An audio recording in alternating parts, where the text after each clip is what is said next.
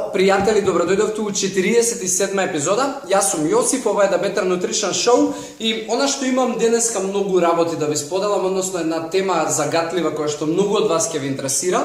Ќе најавам и ќе ја зборувам многу кратко, за кратко. Пред се сакам да ви кажам, пред 2-3 дена уствари се вративме од Прага и навистина беше едно неверојатно патување, искуство, многу добивме инспирација, многу новини, со многу емоција се вративме. Се надевам тие кои што ќе насретнете во овој период ќе ја добијате цела таа емоција и ќе ви помогнеме, можеби ќе ве поттикнеме да направите нешто повеќе во врска со вашите цели, во врска со вашиот процес. Околу тоа, кога ќе се гледаме на индивидуално ниво, ќе си раскажуваме. Она што е денеска епизода и она што за денеска сакам да зборуваме е на тема која што знам дека многу од вас ќе ги интересира, тоа е алкохол. И да бидам искрен, јас можам да се пофалам дека сум бив шампион во пиење вино на 100 чаши, се шалам.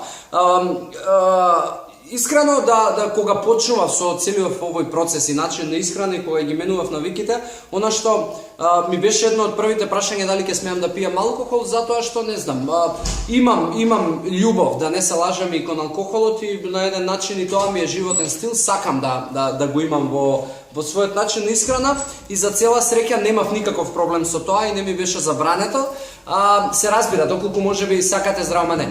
Доколку можеби сакате да направите сикспек, како што помина дечково сега мане, у тој случај алкохолот ќе треба веќе да се исклучи од исхраната. Но доколку сакате еден добар изглед, виталност, енергија, не значи дека алкохолот треба во целост да се исклучи. Јас само ќе ви дадам некои насоки кои што можеби ќе ви помогнат во изборот на алкохол. Она што многу од вас се верувам ги оптеретува и со работа со која што се замарате се калориите, но искрено калориите во алкохолот немаат многу значење, како и калориите во цела друга храна. Многу е поважен составот на тие калории и од каде доаѓаат, односно изворот на тие калории. Што тоа значи во превод? Свесни сте дека, не знам, алкохолите од типот коктели кои што изобилуваат со многу шеќери, калории од алкохол, калории од, не знам, концентрати за да се обои, не знам, алкохолот и да му даде некако вкус на манго, на бла и така натаму, се врвно калорични и треба, јас многу ретко би ги практикувал тие, навистина многу ретко ги практикувал. Они алкохоли кои што можеби се со помал интензитет на калории, помал внес на калории се, не знам, водка, вискито јас би го избирал пред се, ради тоа што начинот на кој што се прави и изворот на тие калории според мене е добар. Виното исто така, особено белото, е малку покалорично, црвеното е супер, пивото веќе знае да направи пивско стомаче и знае да биде проблем, но во секој случај ако се пие во мали количини, не би требало да направи некој проблем. Она што треба да го разберете е дека вредноста на калориите сама по себе не значи ништо и во принцип она што е проблем кај алкохолот е што калориите кои што ги внесувате се од алкохол и се у суштина празни калории. Во превод тоа значи со себе не носат протеини, не носат добри јаглехидрати, не носат незаситени масти, не носат витамини, не носат минерали, не носат влакни. Значи се празни калории.